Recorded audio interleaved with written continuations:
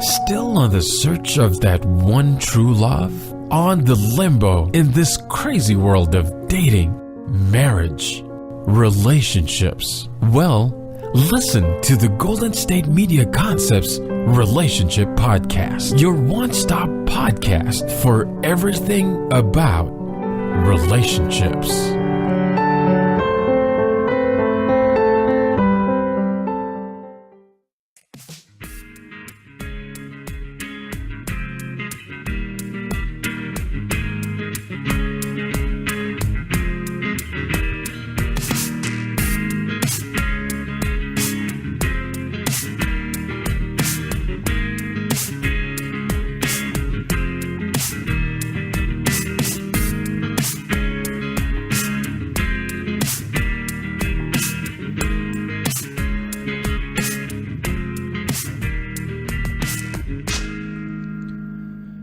Hello and welcome to Golden State Media Concepts Relationships Podcast. I'm your host, John Johnson. And this particular podcast I've entitled Deal Breakers. Now, deal breakers happen to be the kinds of things that happen in relationships that make you want to end that relationship.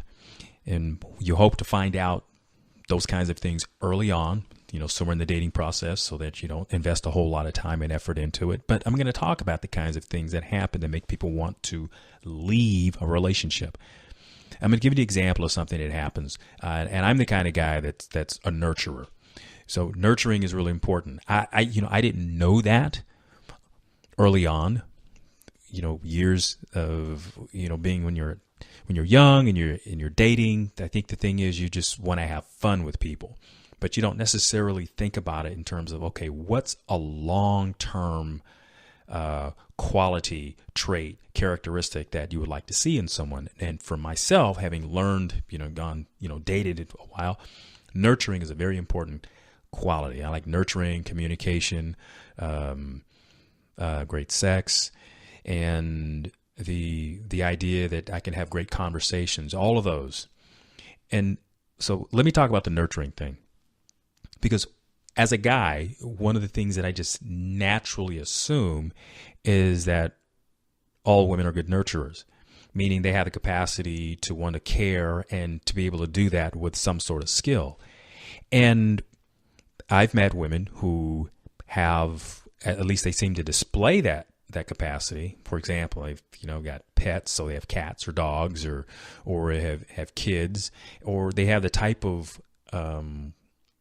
job that really demands a lot of that caretaking capacity, that caretaking power. And when you're in a relationship with somebody who you see that does that really well, you want that for yourself, or at least I do.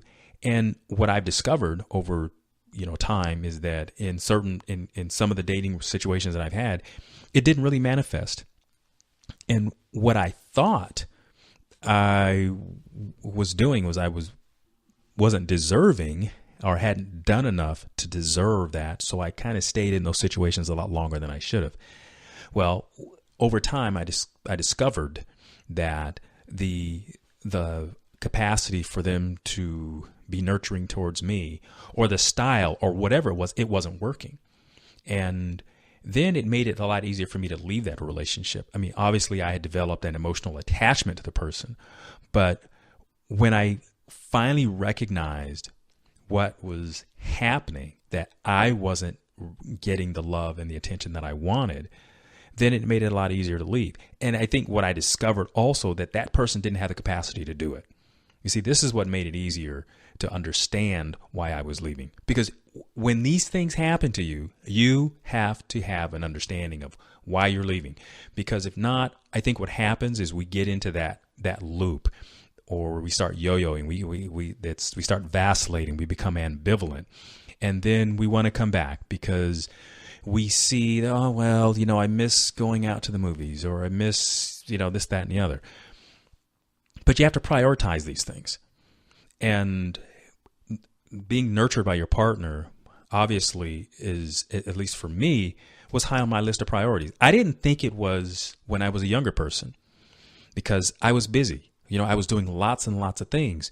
And when you have lots of different friends in your social circle, then it probably takes care of a lot of those things. But when you are paring all of that down and when your social circle becomes smaller and you're depending more on your partner for, for going out for entertainment or whatever it is you do, then you need more of it out of that from that one individual. And this is what made it really interesting for me, because even as a monogamous person, meaning I had one primary relationship, I still had lots of friends. Now, I've dated women that was not comfortable with me having other female friends, but I understood that. And as I would not have so many friends in that capacity, I did find myself wondering if the lady, my girlfriend, the lady that I'm dating, is going to be able to fulfill my, the nurturing part that I was looking for. That obviously it was just having other friends and just doing things together. It just took up the time. But when you are spending more of your quality time with one person, then you want to find yourself getting more of those needs met. And the deal breaker part of this for me was to figure out that I wasn't getting the nurturing. Interestingly, I discovered they had the capacity to do it for other people, for the pets, and for themselves, but somehow I got left out of the combination. Well, by having had the conversation about this subject, because now once the realization happened for me, what I had to do is at least bring it to my partner and say, hey, look, this is what I'm feeling. And, let's talk about this. Well, I can honestly say that I had that conversation and it didn't get any better. And I'd given it time. So this is an example of a deal breaker for myself. Now, for other people, it's whatever the subject is, whether it's sex, whether it's money, whether it's, conflict, politics, whatever it is for you. You need to find out what those things are, because when you invest in the long term, you have more at stake. Let's think about it. You spend a lot of time with someone, you start investing in things, whether it's cars, children, houses, businesses, and to tear those things apart, to find yourself going in opposite directions. Now, obviously there are ways of dissolving business partnerships, marriages, relationship things, and so on and so forth. But it takes a toll on you.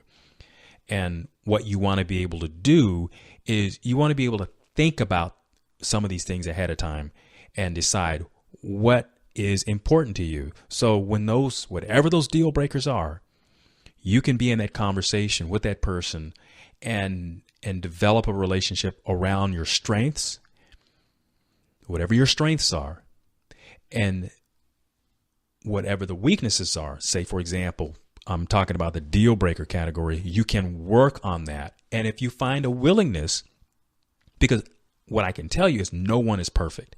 Everyone has flaws. Everyone has things about them that isn't perfect. So when you find someone that you feel that you can get most of your needs met, I think it's worth taking the time to work on these things so that whatever the deal breaker is, it doesn't become something that ultimately destroys a relationship.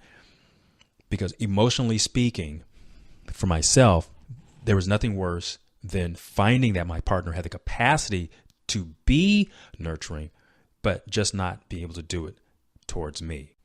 I'm going to take a short break, and I'll be right back. Golden State Media Concepts bring you Book Review Podcast, a haven for bookworms of all ages and the widest genres, from mystery to memoirs, romance to comedy, fantasy to sci-fi. If you love to read, this is the podcast for you. It's the Golden State Media Concepts Book Review Podcast.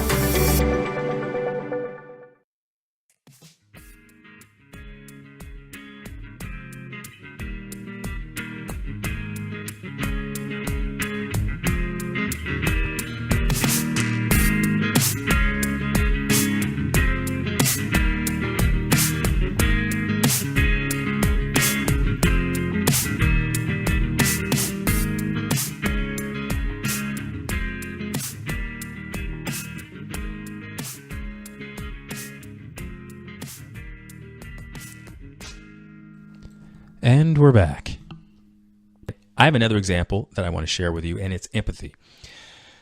What is empathy? Well, I'm going to give you a textbook definition, and the textbook definition is sympathetic, sad concern for someone in misfortune, commiseration, compassion, condolence, pity, a very close understanding between persons. So empathy, and that's important for me.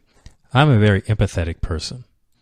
If I see something going on, I want to go up to a person and I want to give them the best that I have to offer. And it's just to make them feel better. If you're in conversation with your partner, as let's say I would be, then I want to feel like if I have a concern that I can share that and be understood, feel like I'm being heard, because that's very important to me in a relationship. And if I don't receive that, then I feel like I'm out there on my own. And here's an illustration of what happens to some people in relationships when they don't get empathy. Well, then they tend to go outside the relationship and seek one of their friends to be able to get consolers. So here it is. James and Jennifer are having an argument. And let's say Jennifer decides that James is not being a very good listener. So Jennifer goes out and hangs out with her friends to get understanding. Then she comes back to James with an opinion of how he behaved. Well, it may be that what Jennifer did was just went out and got a bunch of people that just agree with her, which doesn't bode well for her relationship necessarily. And it might even be a bad choice to do something like that. But she stepped outside of the relationship because James did not give her the empathy that she felt she wanted. This kind of thing is toxic. Now, what works for some couples is to at least have a cooling off period and then to be able to come back to the discussion. But having empathy for each other actually works like super glue, because the desire is to come back together, not necessarily to keep the argument festering, because we obviously know that that's cancerous. That tends to lead to other things and blow containment. And to me, when you're having an argument, containment is very important, because you don't want it to get so far out of bounds that you can't resolve it. Now, obviously, you can get a counselor or something like this, but we're trying to keep this thing in house. The empathy is, and I'm going to spell it so that if you don't quite catch my pronunciations, EMPATHY. That's the word, empathy. You need to have that for each other, because that's kind of what helps build the loyalty for your partner. No one else owes it to you. When you go out there in the world, there's just people out there, and lots of nice people, and you could share your story with lots of people out there in the world, but they don't necessarily owe you empathy. But when you've invested emotionally in a relationship, then you expect that from your partner. You imply that from your partner, and that's why it's important. And for me, not being able to get that empathy was a deal breaker. It kind of works along that same line as the nurturing. And I talked about a bit ago about nurturing and expecting that from my partner. See, the empathy is the same thing, or at least in terms of its level of importance, because it works along the idea if I'm sharing something, then in discussion, I want to be heard. I want to be understood. And a lot of times, the conflict is with the partner. So how do you get them to understand you and then get on with the discussion? Well, it takes having the capacity to have empathy. See, and this can be a little tricky, because sometimes the idea is that, okay, if I understand your point of view, then that means I'm giving up my own. And that is really about people just taking positions and just battling it out on the battlefield to see who can win the argument. And that's not necessarily a good thing. When you have empathy, you can still understand your partner's point of view. And I think it helps lessen the blow, because then you don't feel like we're just arguing just to fight. We're not just trying to win. But having empathy for your partner helps you see the other point of view. And I think that's a very important, powerful tool, and what couples can use. Friends can use this, siblings can use this to understand the other person, and it helps bring the humanness back in. And again, it's not about winning, because some people get in the verbal spats, and it's really about winning, their position. It's about debating. And really, when you think about what debates are really supposed to do, it's about having your position.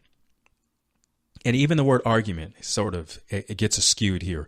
A lot of people think arguing is about winning. Arguing is really about bringing your position to the table and listening to the other person. You see, it's not about just winning, but it's about bringing your position to the table. And then when the other person is speaking, listening to their point of view. And you may find that you have common ground, but it's designed to be persuasive. And when we learn to, quote unquote, argue, which is to have a discussion and listen, empathy is a big part of that. That's why it works. Because if we just argue just to fight, there's no opportunity for resolution. That's a win at all costs kind of thing. And it's a relationship destroyer. Lots of people forget that part, that having empathy is really what is what the closeness is about, the nurturing, that brings closeness. See, those are the kinds of things that for me are deal breakers. Now we're going to talk about sex. Sex for a lot of people is a deal breaker when it doesn't work, or you have mismatched desires. And now people are not always on the same page with something like that, but it's one of those things that you learn to have. You get a rhythm for it. You get a feel for your partner. Well, guess what? When you have nurturing and empathy, you can begin to approach dealing with those other problems in a way that's much more mature. You see, we have to have examples, I think, of the nurturing and the empathy in order to do well at it. I mean, you can learn by being emotionally connected, I feel, because you may not always see good examples of people practicing this. But I think when you have an example, let's say if you go to couples counseling, one of the techniques they talk about, and one of the techniques they talk about is mirroring. And what the mirroring is designed to do is put you in the place of being a good listener. So your partner is saying to you what they feel, and then you mirror back what they are saying. And that way it gives the partner who has the complaint the opportunity to feel like they're being heard, they're being listened to. And then you discuss the problem from that position. And then we flip the table. We do it back and forth. Okay? That's an empathy, nurturing kind of thing that happens. And it's a good team builder. It's a good relationship building sort of thing. And when you do that often enough, it becomes one of the tools in your toolbox in order to make your relationship better. Because you have to have that for each other. Because the thing that I think is can be, I'm not saying it always is, but what can become toxic is the habit of going outside of the relationship for that nurturing and for that empathy. It may give the person who needs it an opportunity to get recharged, but it doesn't necessarily make them feel closer to the person that they had the upset with. It just tends to build a relationship with the ones who are giving them the ear, the ones who are listening to them. I've done it, and I can see how when I was doing that, I was not helping the relationship that I was in. But and one of the other things it did too, it also put off me really thinking about whether the relationship was working for me. I mean, ultimately, it ended because I wasn't getting the nurturing, because I felt like a failure. And when I tried to talk about it, it basically got swept under the rug, and I was told that it was my problem. Well, it's not healthy to stay in something like that. And if you're a person who's in a situation like that, or feel like you're in a situation like that, it's time for you to really visit what's happening.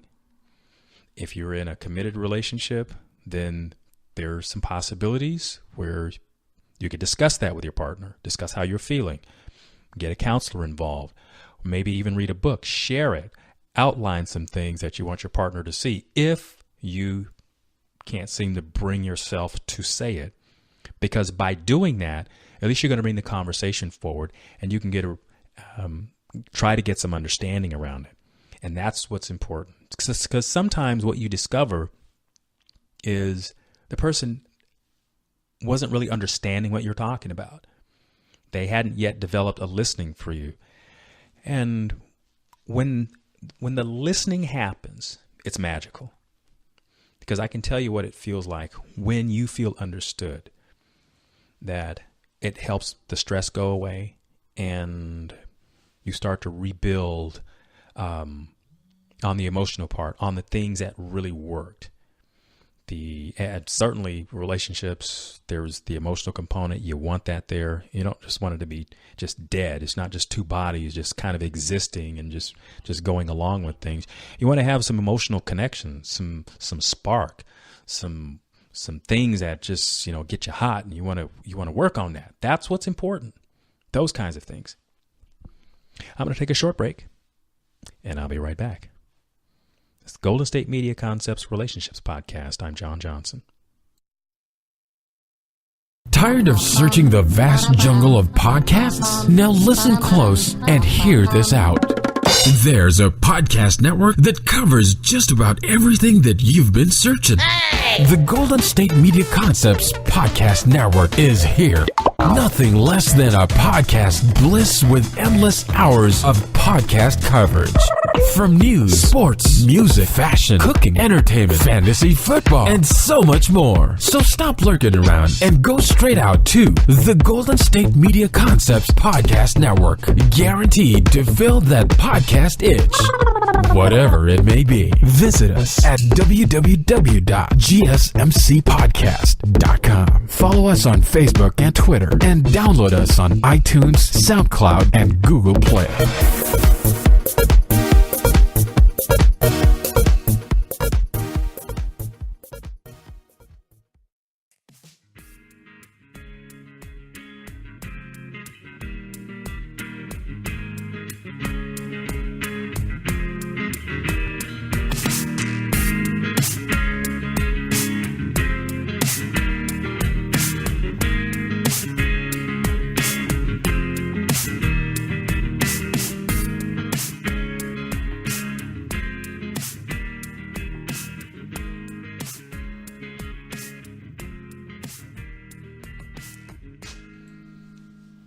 Hi, welcome back to the podcast on deal breakers. I'm John Johnson, and this is the Golden State Media Concepts Relationships Podcast.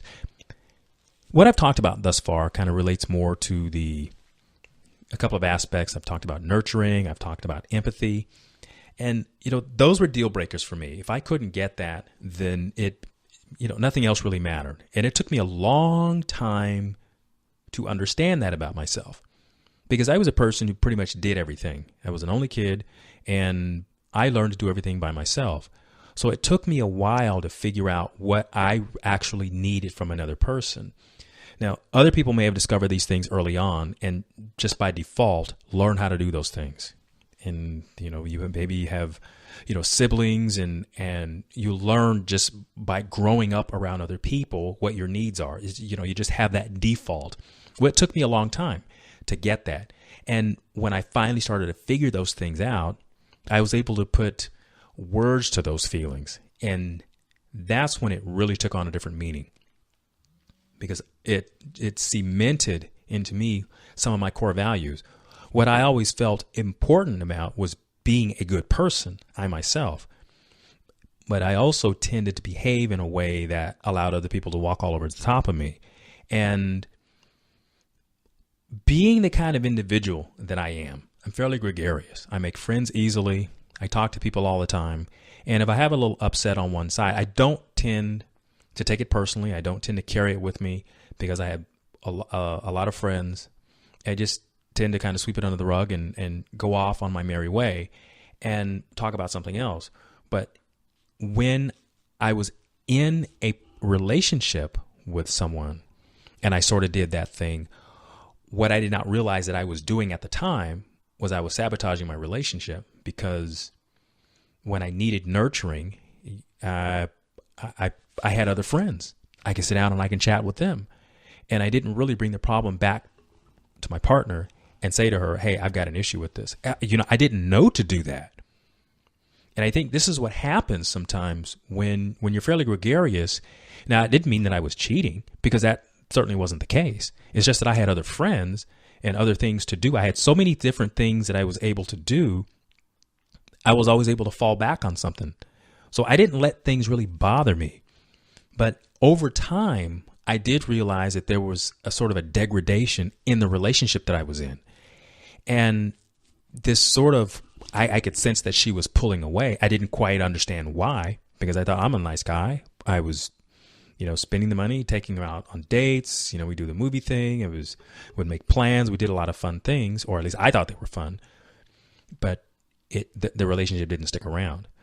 Well, when you tend to find out the way that I did, that I didn't necessarily problem solve in the relationship in a way that made it work, that was her deal breaker.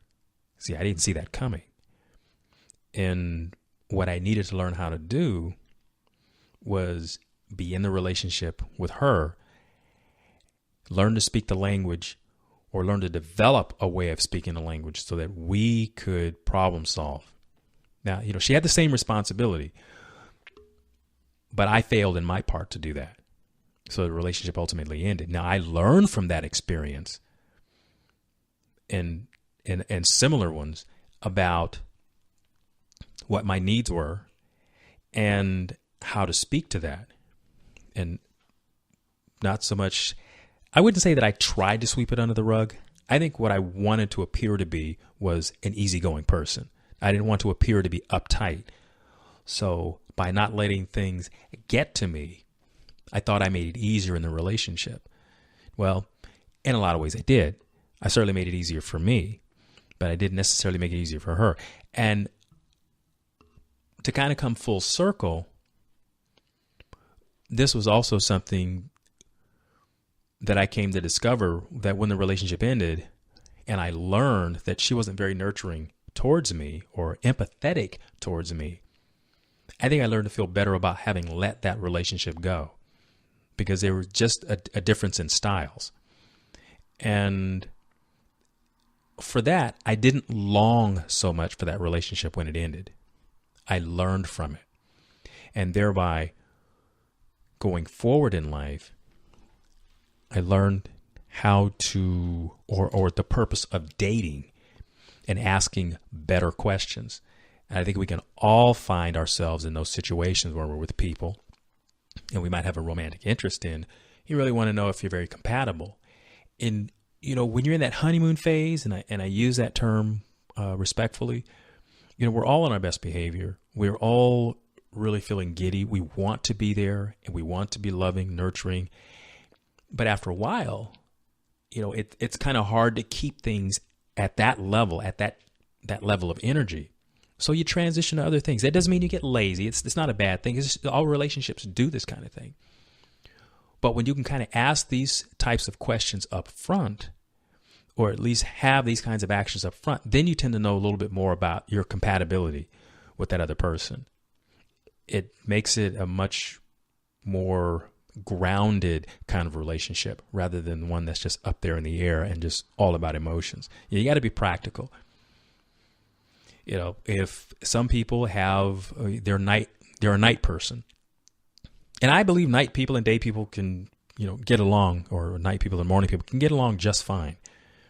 You just have to have an understanding that you're different, and you plan around those kinds of differences, because no one is perfect. And I want to emphasize, no one is perfect. What you really tend to learn is what can you live with and what can you live without. And that has to be a personal decision. And the more you know about yourself early on, going into those experiences, into those relationships, the better off you are. Now, if you're just starting out and dating and you're young, you may not have a lot of answers to these kinds of things. If you've had people around you who've had good relationships, then you probably have seen them work through problems, either hearing them in their discussions, that they're kind to each other, the kinds of questions they ask, their approach to problem solving is really important. But if you haven't had that, then it's going to take a while to get there. You're going to have some upsets. But understand that's actually a part of life. That's a part of learning and living. And when you look at it that way, then everything doesn't have to be a crisis. You don't have to worry that your relationship is going to end all the time. And, here's another thing. This is a deal breaker, and it just dawns on me to say this. People that are very dramatic. There are people that have their experience and they have their reaction. But for me, somebody that's going to stay at that feverish pitch, at that edge of drama, is not going to be very compatible with somebody like myself. Because I tend to be I like to feel that I'm very grounded. And I like to have conversations with this tone, not the yelling, not the things that are going on. And I realize there are people that are very emotional and they have their way of being. There's a way of operating and talking about your emotions that doesn't seem to carry on in a way that's about making me shut up and having to listen to the other person all the time. Because there's two people, right? There's you and there's them. And you should both get an opportunity to be able to speak. And I hope that happens for you. If that's not happening, think about it. Think about it. Is it one of those deal breakers for you? And, speak to it. Because I think when you get to that place, when you have the capacity to put words to it, I think that's a very powerful place for you to be. You need to be very connected to do that. I know sometimes it can be very fearful.